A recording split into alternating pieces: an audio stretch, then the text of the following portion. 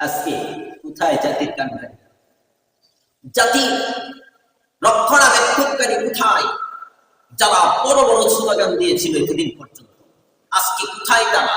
জাতির পাশে কারা দাঁড়াইছে?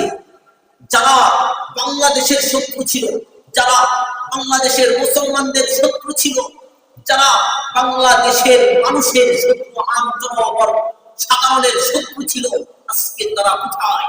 আজকে কে দাঁড়াইছে? বর্ণাঢ্যদের পাশে কারা দাঁড়ানো? আজকে দেখা যায় অধিকাংশ আলেম, আজকে দেখা যায় শুধু নেট জমানায় একটাই আওয়াজ আসতেছে, চরমনায় পীর সাহেব হুজুর বর্ণাঢ্যদের পাশে গিয়ে তার ত্রাণ বিতরণ করতেছে। শেখ আহমদুল্লাহ সাহেব ত্রাণ বিতরণ করতেছে। জামাতে ইসলামের তিনি ত্রাণ বিতরণ করতেছে। বর্ণাঢ্যদের পাশে দাঁড়ানো যারা জাতির রাহবার, যারা জাতির আহ্বায়ক, যারা জাতির রক্ষণাবেক্ষণকারী, তারাই একমাত্র জাতির সামনে দাঁড়াইছে।